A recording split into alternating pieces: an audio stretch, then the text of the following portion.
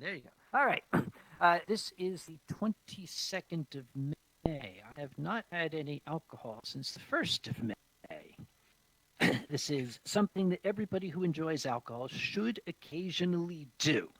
Take some time off, just prove yourself.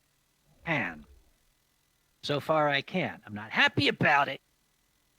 It has had some advantages. So the company I work at is right now they are working on the next generation of the SARS-CoV-2 virus detection kit. They drew a large amount of my blood a couple of days ago. They're using my blood to test the kit. So the good thing is my blood was nice and clean for them. So, yay, great. I am going to wait at the end of the month. The 4th of June happens to be my birthday, and I am going to essentially drink wine until it pours out of my ears at that point. It remains to be seen if I'm going to get up on stage for that. You'll have to see. Now, you can't see because I don't have a VR thing, but I've got a little piece of paper in front of me here where I've been frantically scribbling down some ideas for stories to tell. The problem is, those of you who don't know who I am and have showed up here and are saying, who the hell's this shibe up on stage here, pretending to hold a glass of wine that he can't even hang on to for very long. There we go. Okay, now you can recognize I'm Uncle Kage. Basically, you've heard the expression, shit happens. I'm the guy they wrote that for. Shit happens to me. And I tell stories about shit happens to me. The only problem is shit other than the worldwide shit hasn't been happening. I've been locked up in my house for the past couple of months. So I'm like, what the hell am I going to talk about? So if I should by any chance get lost and I can't think of anything to talk about, I am a scientist. I got a doctorate in chemistry. I will revert to my scientist training. If you ever watch a lecture given by a scientist, you can always tell if the scientist loses his place or can't remember the point he was making or has gotten totally confused, because we all have been trained to say the same thing. At this point, are there any questions? So should I say that? That means, shit, I have run out of stuff to do. What I might do is I might grab somebody in the audience and say, you, what should I talk about? So don't be scared if I do that all of a sudden. Just don't forget to unmute yourself, because for all I know, all of you have gone out to the bar without me, and I'm just staring at your avatars. So, oh no, pretty much. The nice thing. No, sorry. Are you sure? Oh yeah, the nice thing about VR is that when we're away from VR, we look like this. Play dead. Oh, that's good. All right. Now, they've been inviting me all over the world to essentially drink wine, stuff here, and tell stories, and they must like it. I don't know. I don't understand it myself. I just drink and talk, usually at the same time, which is very messy, but I try my best. I've performed in in Germany, Canada, in Japan, in Malaysia, in Australia. Australia was I think the furthest flung I've ever gone. I'm never going to forget the call that I got. Those were the days when we still used telephones to got my shit again. To talk to people. Got it. Yeah. There was a fella named Arctic Pete. Arctic Pete was his name. He called me up from Australia. He said, "Yeah, we'd like you to come down here." I said, "Me, what for?" He said, "We want you to get drunk and fall down for us." Oh, okay, I can do sure. So, most recently, if you don't count the U.S. conventions, the last convention I was able to go to was First Squared. That's a convention that Alkali started and ran for a while. I would like to tell you some stories about First Squared, but for some strange reason, I can't remember anything of the convention from the time I arrived to the time I departed. It's sort of a blank. Actually, that's not true. It's I just don't want to. But back in the wintertime, I was still able to go to convention. That was quite nice because so actually this microphone keeps bumping into my nose. That's what that. In December, they actually invited me out to Malaysia. And that was amazing. I didn't quite know what to expect. The only thing I know about Malaysia is that it's filled with Malaysians. That's about it. And for the longest time, I thought that it was based off the French word Malaise, but no, they're actually a wonderful people. Kind of surreal for an American, especially a modern day American, because here we're at a furry convention, and there were quite a large number of women in full Muslim uh, garb who were running around doing furry things. You don't expect a person where in Purta wearing a burqa and everything to be hanging out with furries, but they were absolutely capital folk. But I learned something. I learned something in Malaysia. Uh, First off, I discovered that I had been wrong about something that I had been claiming for the longest time. You see, at this convention, which is called Furum, by the way, Foxamore was there too. If you don't know who Foxamore is, shame on you, all of you. Uh, he's Scottish, and we went to the bar one evening, and they had sake. Oh my god! Anybody who knows me knows that I am a sucker for sake. I love this stuff. Can't get enough. And uh, I discovered that I had been wrong in the assertion that I'd been making for many, many years. That uh, sake is a clean enough beverage you can't get a hangover from it. I learned in Malaysia that that's not true. You can get a hangover from sake. I also had felt that sake, because it doesn't have a very high alcohol content, you could drink as much of it as you wanted and you would not get drunk enough to have a blackout evening. I discovered that I was wrong in that event as well, because Foxamore and I were happily enjoying sake, and then the next morning at breakfast, which was also an interesting cultural shock, breakfast in Malaysia. What is that? It's not Fruit Loops, it's moving.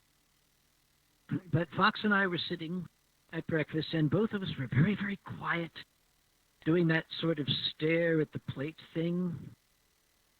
And we could tell each of us was not feeling very well. And then both of us had the same idea, and we didn't really want to voice it. And I think I was the one who finally broached the subject when I said, by the way, Fox, did we pay our bar tab last night? And he looked a little crestfallen and said, I don't know.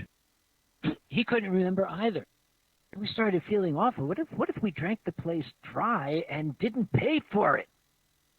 We were too embarrassed to go in and talk to the bartender, so we flagged down a passing melee and said, could you go in there, please, and ask the bartender if we paid our bar tab? And he came back and reported that we had. And the problem is the Malays are an extremely polite people. He could well have just said you had after he paid our bar tab for us, so we still don't know. The next evening, Fox and I went back to the bar, and the barman came over, and his English was a little dodgy. And I asked, do you have sake? And he looked questioning, and I said, sake, Japanese wine, sake. He said, no, we don't have it. Don't have any. I said, well, that's odd. You had it last night. He said, no sake, no sake. So I know we couldn't possibly have consumed all of their sake. They had quite a lot of it, as I remember. We didn't drink that much, did we? Good God. So after a while, a waitress came over, and I had not seen her before, so I tried on her. I said, could we have some sake, please? And she went off, and she happily brought us a bottle of sake. And I felt a little annoyed, because the guy at the bar had told us, you lied to my face, said, we don't have any sake. So we thought, okay, let's just chalk it up to his English was not quite good, and he just didn't understand what it was that we wanted. It was a little bit later on that somebody kind of gently broke the news to me. No, he understood English perfectly well. that had been the barman from the night before. And he didn't want us to have any more sake. So he lied to us and said we didn't have any more because he didn't want a repeat of what happened the night before. And that's when I asked, what happened the night before? And I can't tell you because no one has been willing to tell me. As I said, the Malays are a very polite people. At least, though, as far as I know, there is no video of this. The only people more polite than the Malays are the Japanese. They are absolutely wonderful folk. I would say anybody here who's been to Japan, raise your hands, at least if you're on VR and not in the... Anyway, I'm sorry. I'm still getting used to this stuff. So I was invited to JMOF, Japan Meeting of Furries. And that was a blast. It was kind of a little secret wish of mine. I always wanted to go to JMOF, and I got invited as guest of honor. It's like, wow. If you've ever been to Japan, there are some cultural things that you need to be aware of. There's all sorts of websites out there, like 10 things not to do in Japan. I do strongly recommend you visit those sites, especially if you're a stupid white guy like me. My very first visit to Japan was a number of years ago. This was not a furry visit, that first one. This was just a vacation, so I did a date.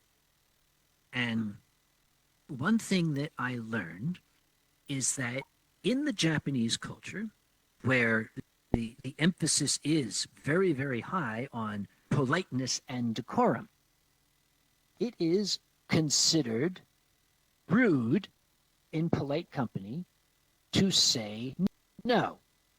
To answer in the negative is rude, which leads to some misunderstandings. Because I had gotten separated briefly from the gentleman who was a little bit better in Japanese and was helping show me around. And I knew I wanted to go to the rail station, but I couldn't remember which direction it was. And there was a police officer standing. So I went up and in my very, very hesitant, very, very poor Japanese, asked him, did he speak English? Eigo wa wakarimasu ka? And he turned to me and crisply said, "Hi!"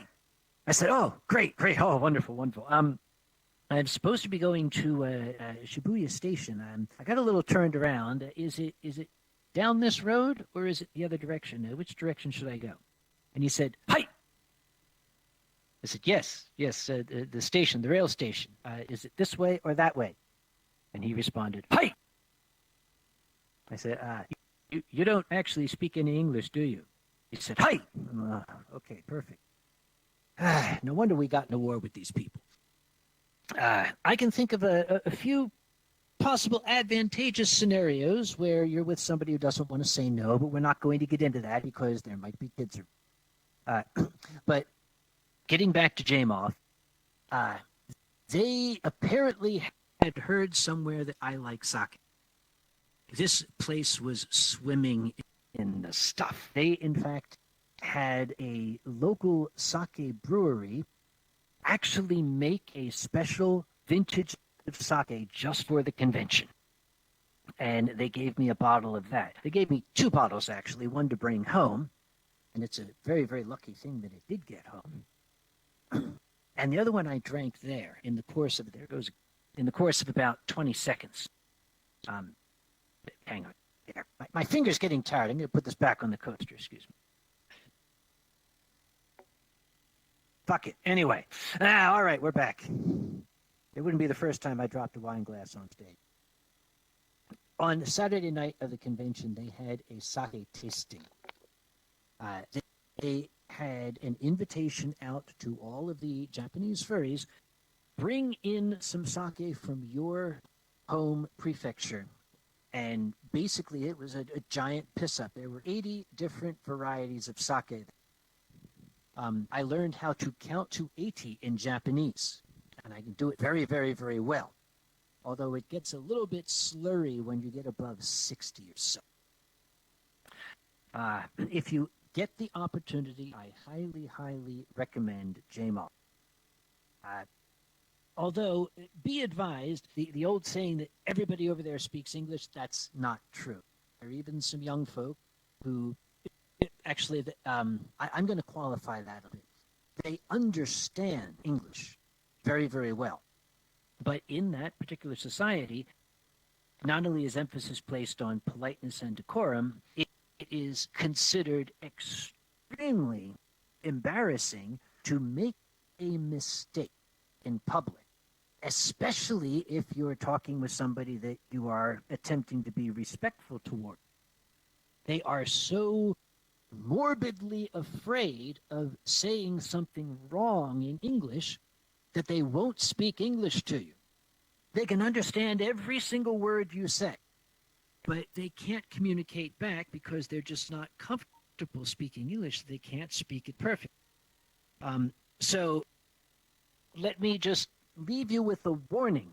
If you're talking to a Japanese person and they appear not to be able to communicate back to you, don't say to the person next to you, this guy is thick as a plank. He doesn't understand what I'm saying. It doesn't go over.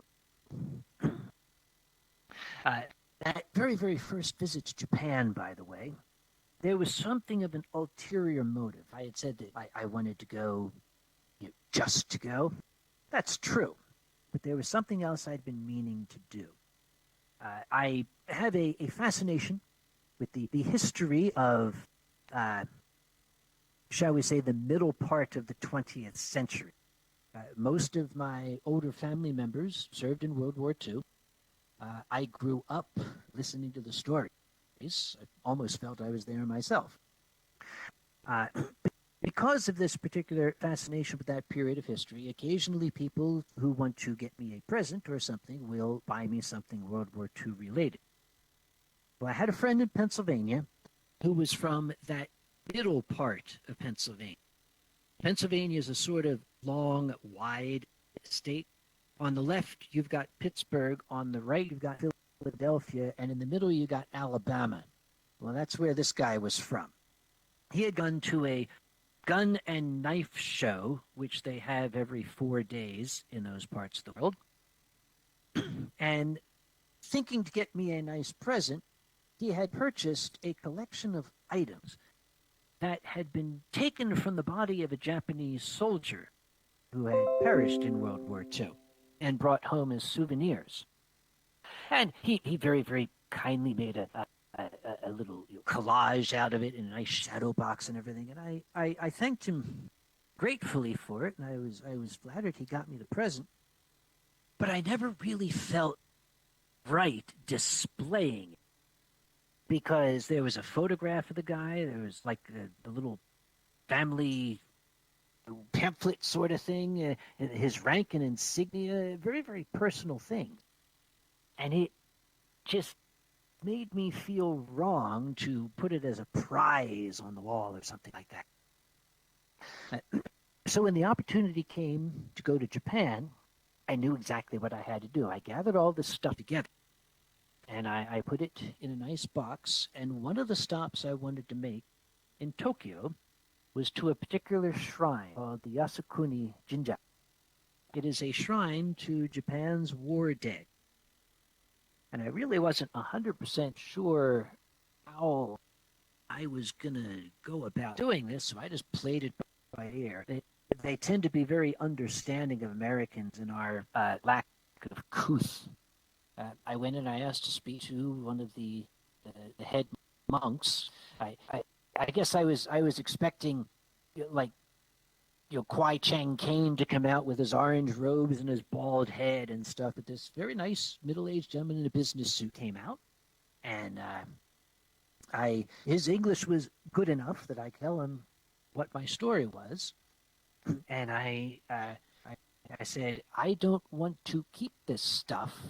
Could I leave it here with you? And he seemed rather taken aback.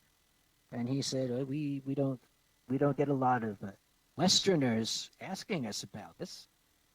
And I said, well, I can kind of understand that, but I've had this stuff sitting in my closet for a number of years, and I don't know who this guy was, but I figured the least I could do was bring it home.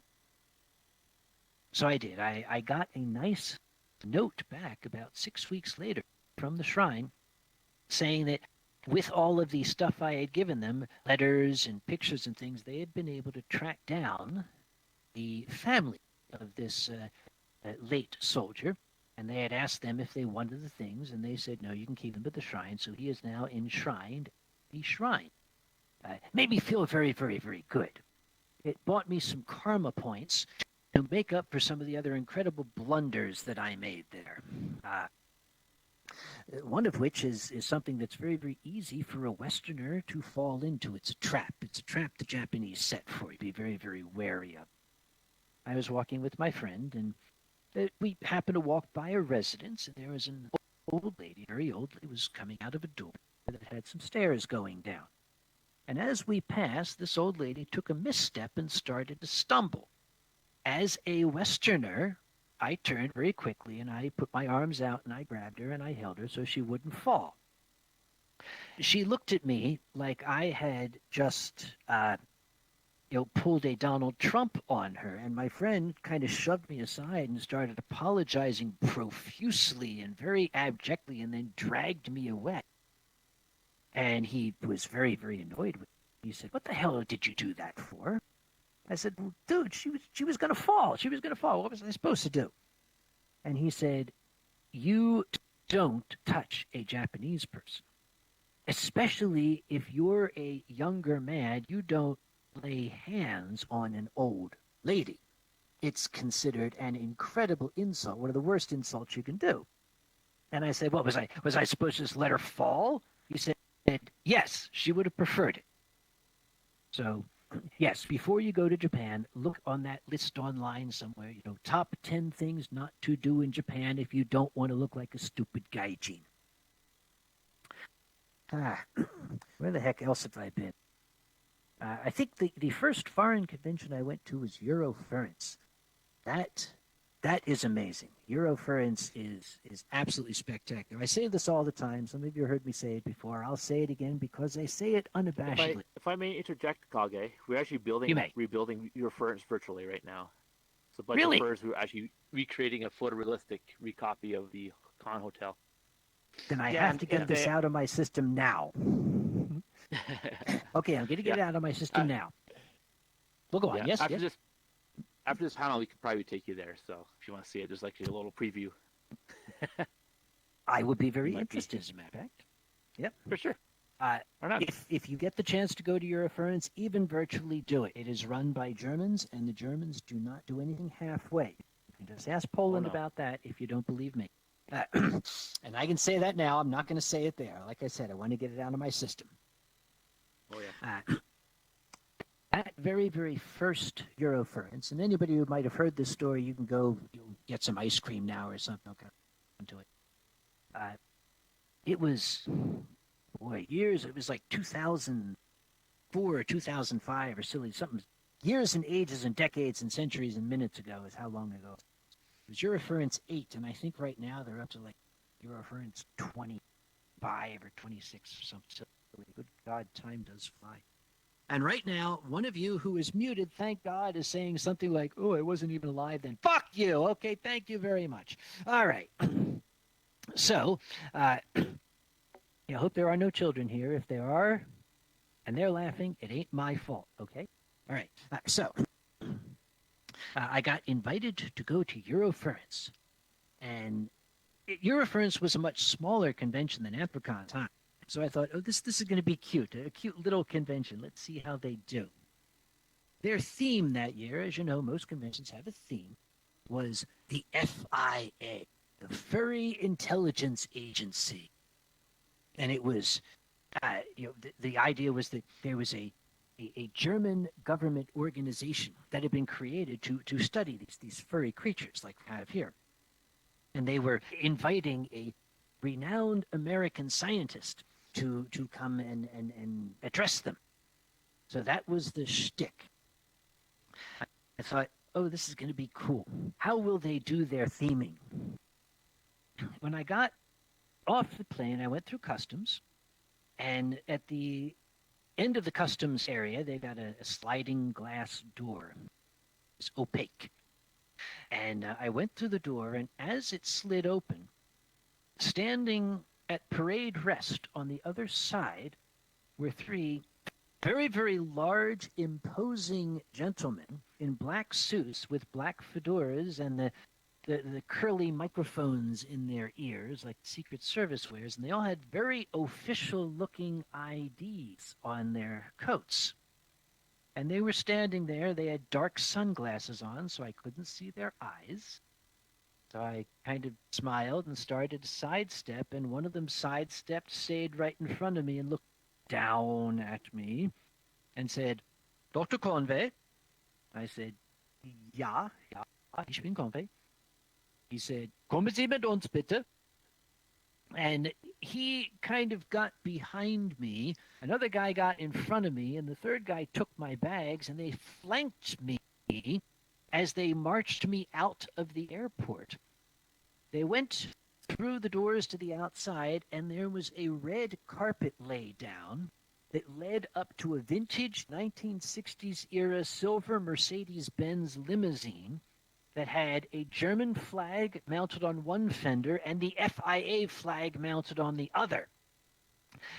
In front of it was a blacked-out SUV with the FIA logo on its door and the flags as well, and there was another one exactly the same behind it.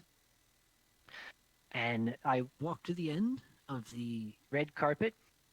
They opened the door of the limousine, and I climbed in the back. There was a box of Cuban cigars, and I mean actual, honest-to-goodness Cuban cigars sitting in the back. And they closed the door, and this trio of vehicles pulled out of the airport and got onto the Autobahn. And we were driving along very, very high speed, and the flags were flapping in the breeze and everything, and I thought, I can kind of get used to this. And it was really adorable. I noticed that cars kept pulling up alongside us, and people were staring in the window at me. And when that would happen, I'd just turn and look back at them, and they'd hit the brake, and they'd fall back. We got off of the Autobahn and started driving on these little tiny country roads. And I mean, when I say little tiny country roads, you look at the floor down here, see the floor? See the slats that the wood makes? That's as wide as the roads were. And we're driving along, getting deeper and deeper and deeper into the wilderness. And at one point, all three vehicles just sort of stopped. And the driver of the limousine got out. And I started to reach for the door, and the passenger in the front seat turned and held his hand up and said, "Nein!" And I froze. I'm okay, sure. Whatever you say, dude. You're in charge here. They went to those two black SUVs, and they opened the backs, and they pulled out blue German police light bars and put them on the roofs and activated lights and siren and brought me in with this motorcade. They pulled up to another red carpet that was waiting there, and I got out, and I was led along the red carpet into this little building, and there was Chita, the chairman of Eurofurence, and he stood up, and I went in and just kind of broke down and said, "Dude, you win. I can't hold a candle to this. This is amazing. You guys rock." I said, they told me you guys rock. I didn't believe it. I should have asked the Poles. But it was an absolutely spectacular time. I've gone back every single year, not Mr. Eurofurence since then. It kind of became this little mission that I had. I really wanted to try to outdo Eurofurence. For this little convention, they always did the most kick-ass stuff. And I wanted to be able to say, I beat Eurofurence, yeah.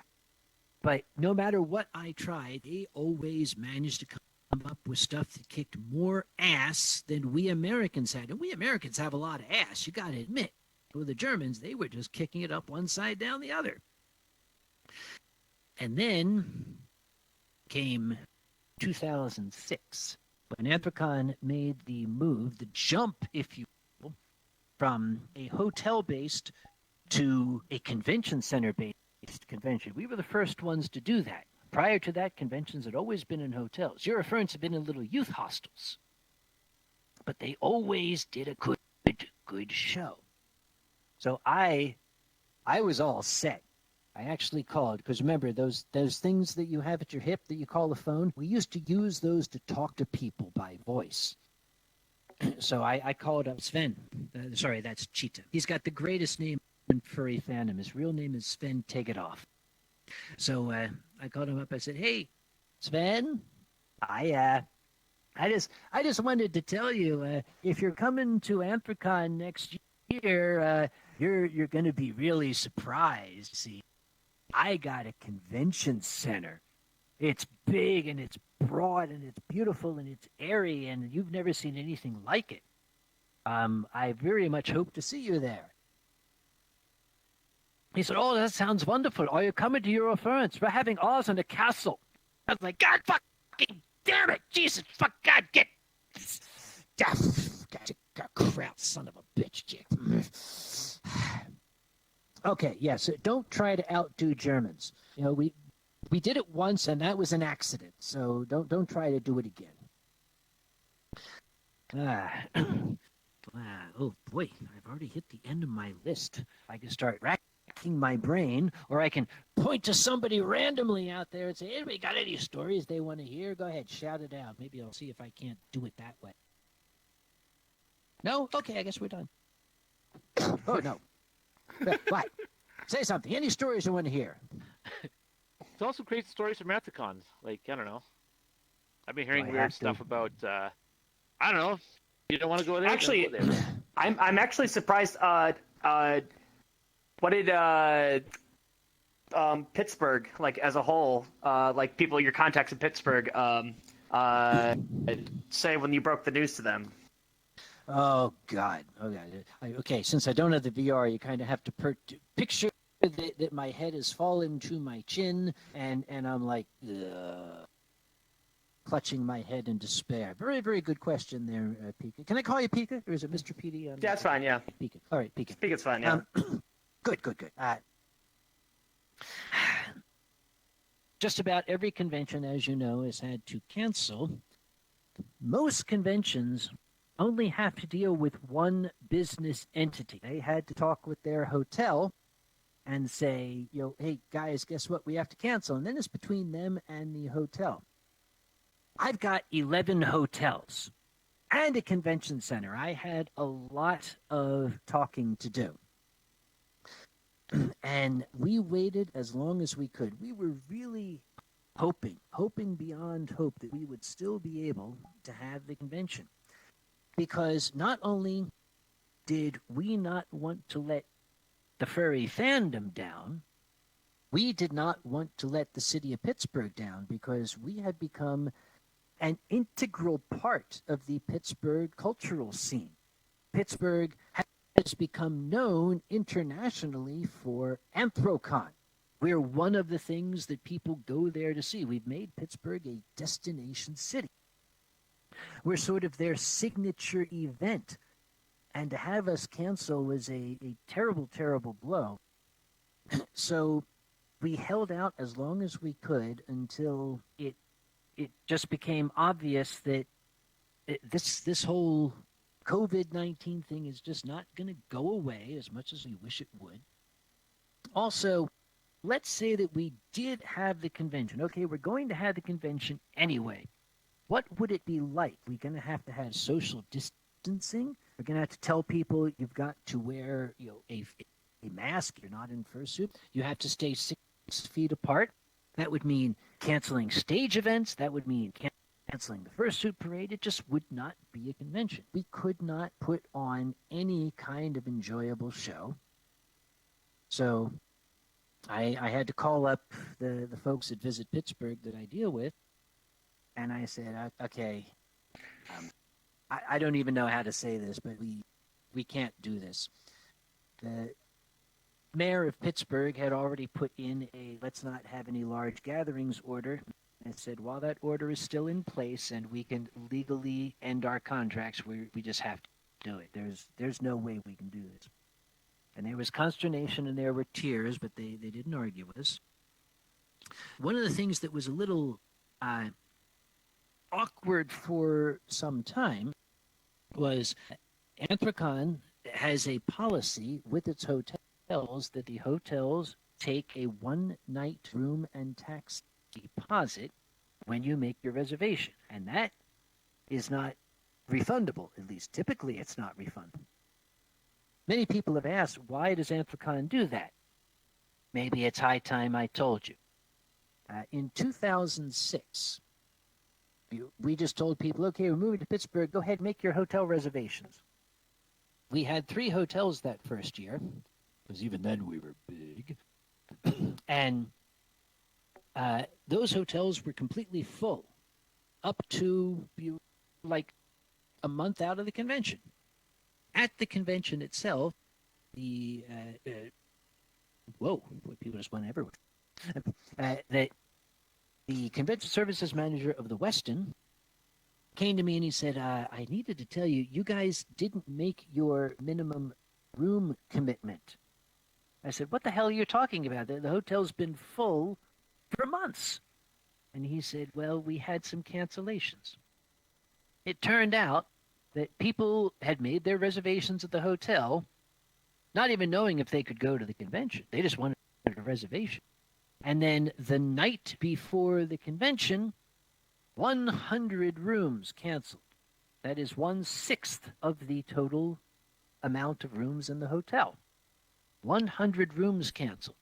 The night before, when people finally said, oh, well, I guess I can't go. I was angry. But I wasn't just angry. We're going to have to invent an entirely new word for angry to describe how angry I was over that. Because that put everything in jeopardy. You know, we guaranteed the hotel that we would fill those rooms, and now they were empty. So I kind of did some fast talking with the hotel. I said, okay, I can guarantee you those rooms will be full next year. Here's what you do. Charge people one night up front. And if they try to cancel, tell them, you ain't getting your goddamn money back. So people out there say, it was just a money grab. No, it ain't. It's to keep the convention going. Because without filling those rooms, there is no convention. So I said to the folks at the city, all of the hotels, they're not going to have any trouble returning the deposits, are they? And the answer I got back was not exactly what I was hoping for that very first time around. They said, oh, we don't think it'll be a problem with most of the hotels. I said, all right, there's 2 words in that sentence that I'm a little uncomfortable with. Which hotels exactly are we talking about? They said, don't worry. It's probably not going to be a problem. I said, all right, you've just thrown another word out there that I'm not happy with. Okay. Maybe I should give you a list of words I want to hear and build the sentence out of these words, okay? They don't include probably, they don't include maybe, they don't include we don't think. They said, well, okay, what we're hoping for is none of the hotels will want to play hard. And I paused a moment and I just kind of quietly said, make sure all the hotels know that I play hard too.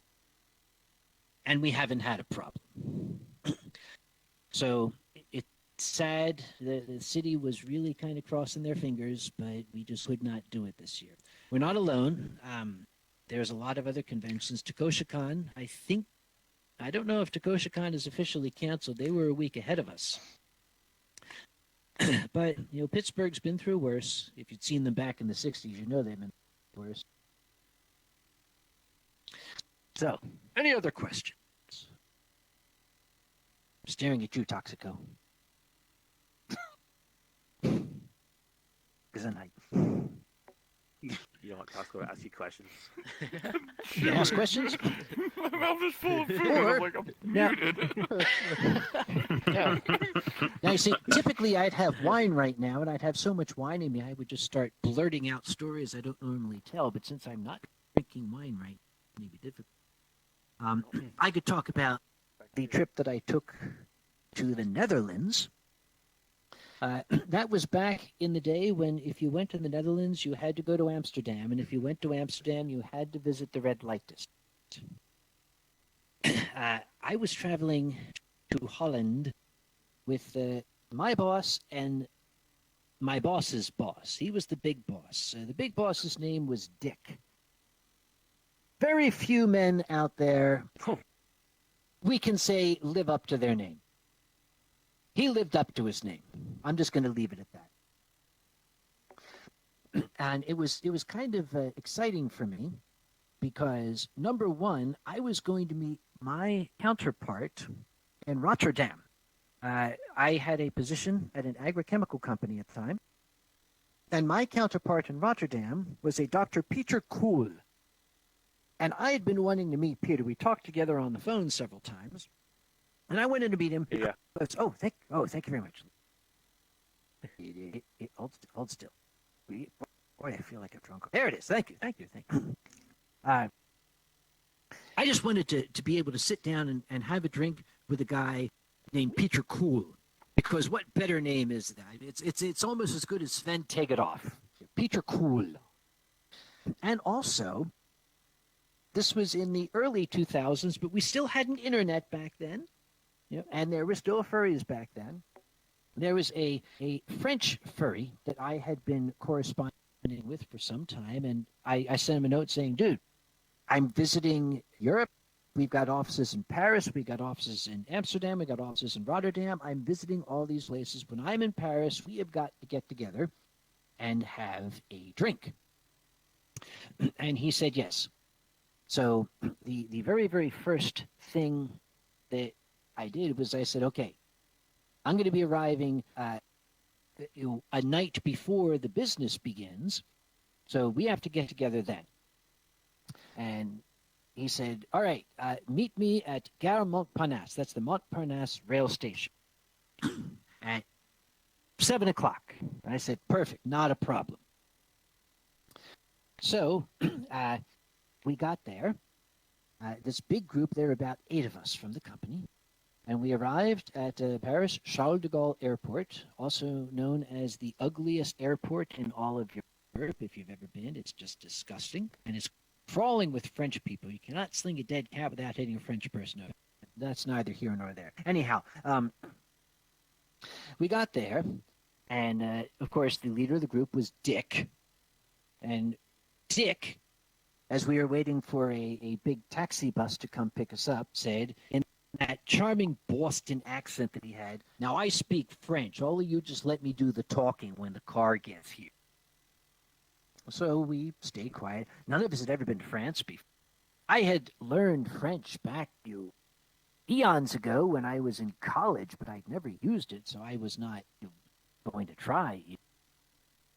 So it took some time, but finally this taxi, like big van, showed up, and I see you sneaking back there, Peter. And we all got in. There was enough room for 7 in the back. I was number 8, so I took a seat up front in the passenger seat beside the driver. And we let Dick do the talking. So once we were settled in, Dick leaned over and tapped the driver and said, Nous voudrons aller à la Hotel Mercure. And the driver looked a little embarrassed and kind of fidgeted a little bit and looked lost. And I face-palmed and I said, oh, pardon, nous voudrons aller à la Hotel Mercure, ça parlez-vous? And he said, vous parlez français? I said, un peu. And Dick said, oh, gee, Sam, I didn't know you spoke French. And I said, I didn't think I could. So I said to the driver, pardon, le patron, il est un peu ivrogne. My boss is drunk. Don't pay attention to him. So we got where we were going, and folks were going to settle in the hotel, and they said, let's have dinner. And I said, well, I actually have plans. I've been in contact with a friend here, and I'm going to go meet him at Montparnasse. So I hopped on a train, and I headed to the Montparnasse rail station. And I discovered that if you're in France, and someone says, meet me at Gare Montparnasse, that's akin to saying, meet me in Europe. The place is colossal. It's its own city, practically. So I had a cell phone that was hugely expensive to use over in Europe at the time. So I called the phone number he gave me. There was no answer. There was an answering machine that spoke very, very fast French. So I said, hi, I'm here. I have no idea where to find you, but I'll tell you what. I see a bar over there. Here's the name of the bar. I want you to go meet me at that bar. So I went into the bar and I sat down. I thought, okay, I'm going to look for some guy who looks like a furry. Well, what's a furry look like? Well, I'm looking at a bunch right now. And I thought, okay, we're going to play a game. Yeah, there's one. There's one. Now, you might be aware that my character online is a cockroach. That's been my character ever since 1991. Go ahead, go. Okay, say it, asshole. I wasn't even born then. Yeah. Fuck you. Fuck. Okay. Raise your hand if you weren't born in 1991. Okay, there's one. All right. Okay, Weren't born. You said weren't or were? Never mind. Sorry. Boy, I really wish I had. I'll take that. All right. I would. Yeah, there. I was alive in 1991. Good. So you're old too. Well, Oh yeah. Same here. yeah. We my phone rang. It was the boss, and he was like, where are you? I said, I'm in Paris. Where the hell do you think I am? And he said, well, you just like to know where you are. And I said, okay, I'm at this bar. Here's the name, and I'm waiting for a friend. Look, I'm not on the clock. Just leave me the hell alone, right? Well, about 40 minutes went by, and I'm thinking, okay, have I been stood up? I tried calling the guy's number again, and I got the answering machine once more. There goes the damn glass. Yeah.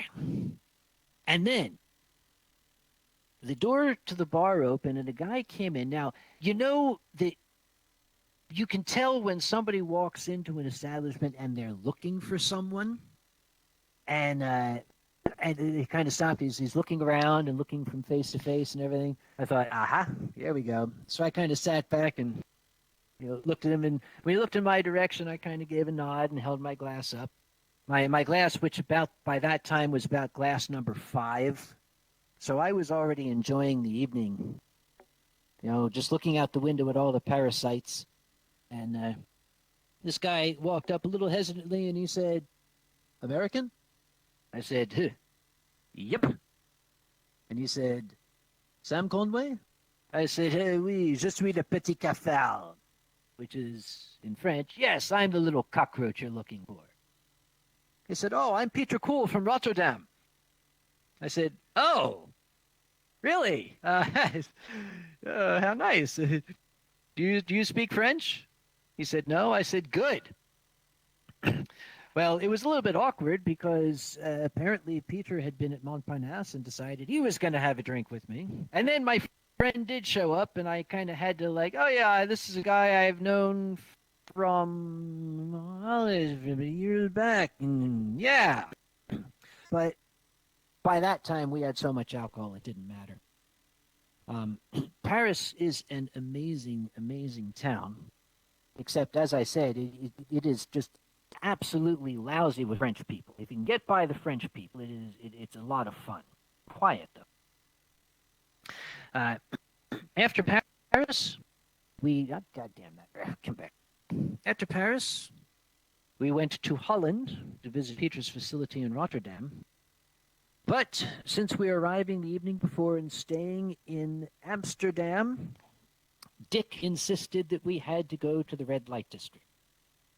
And he insisted that my boss and I had to go with him. So I thought, okay, how fun.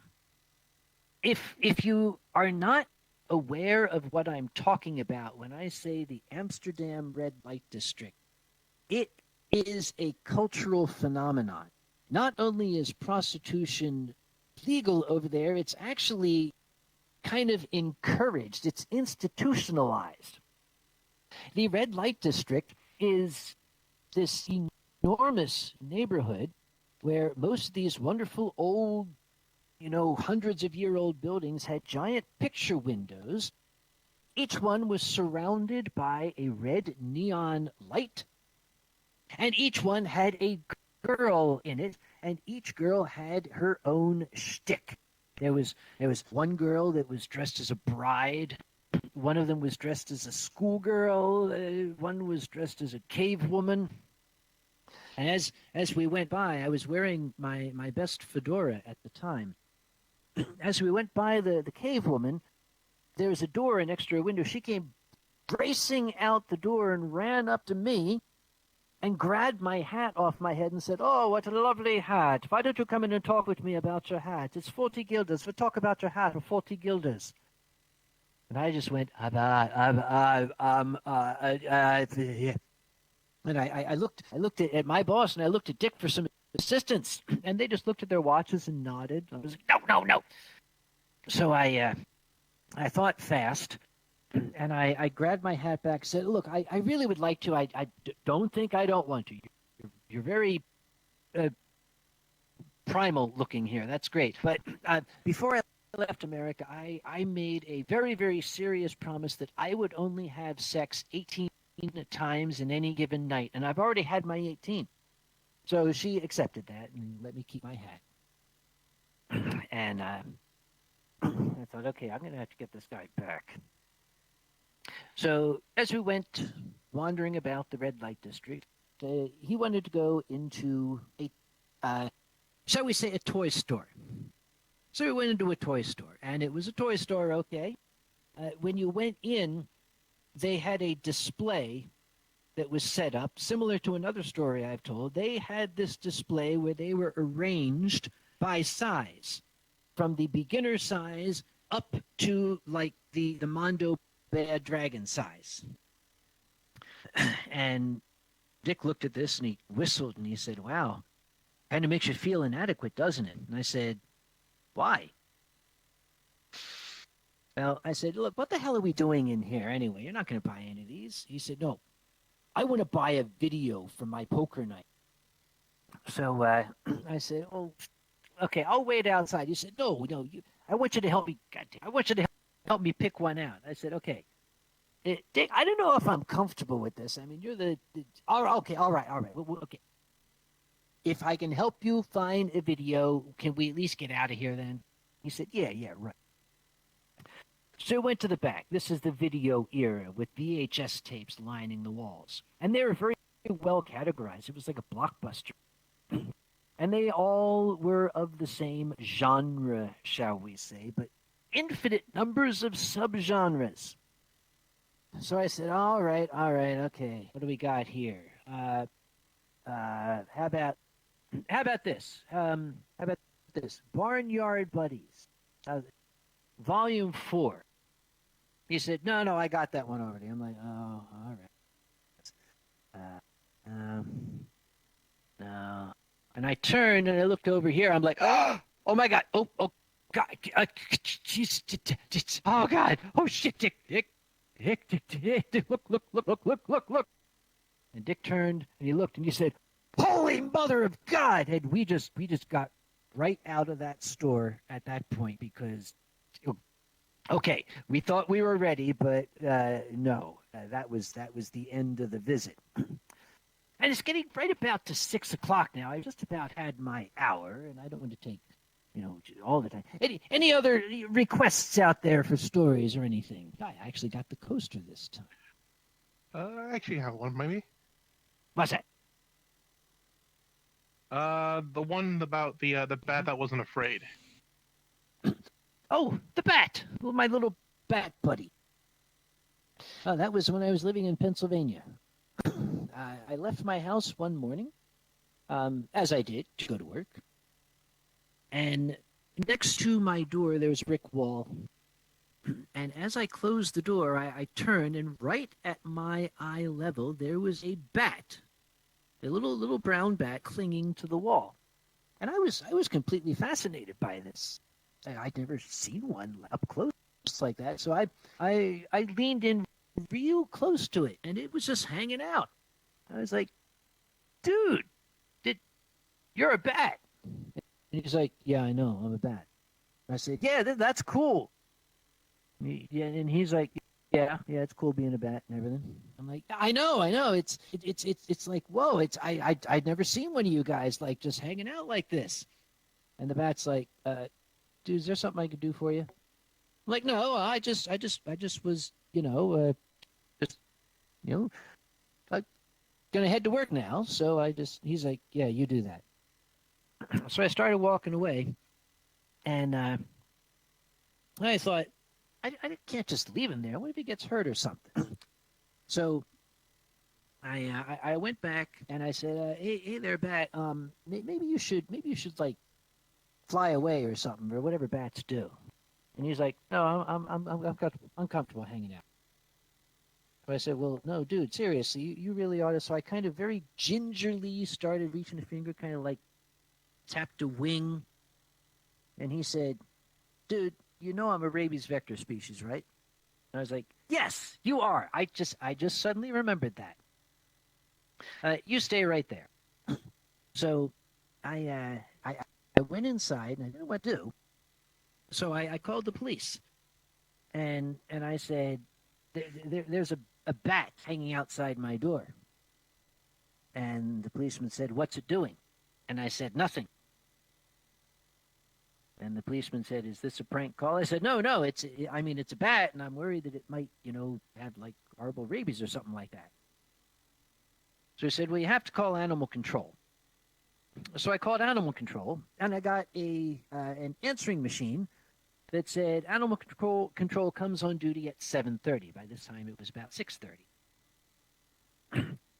So I called the police back. I said, look, I really would like somebody to do something about this because we got little kids around here. If this thing is rabid, I don't want to just leave it there. They said, all right, we'll send an officer out. So I sat and I waited, and I was getting about time I had to get on my way and get to work. So I thought, okay, I'm going to have to catch it. So I got a cookie tin, and I went out and I said to the bat, okay, listen, I'm gonna put you in this cookie tin. And the bat's like, yeah, that's cool. I'm like, no, dude, seriously, I'm gonna put you in this cookie tin, and I'm gonna keep you in the cookie tin because you can't stay here. I'm gonna put you in the cookie tin, and I'm gonna give you to an animal control person. And the bat said, well, come at me, bro. So I'm like, okay, let's have it your way. So I put the cookie tin over the bat, and it just kind of sat there.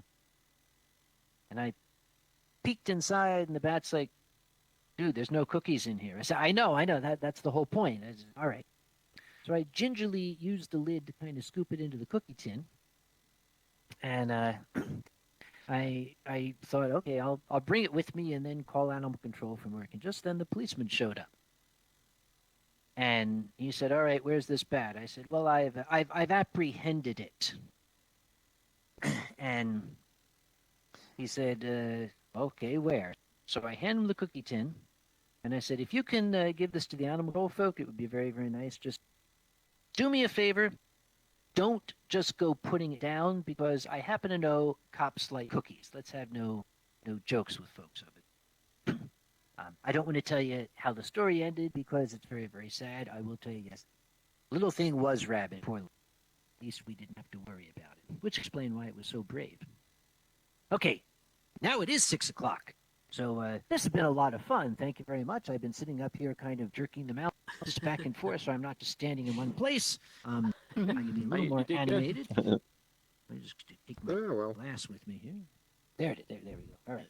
Yeah. Controller claps. Controller claps. All right.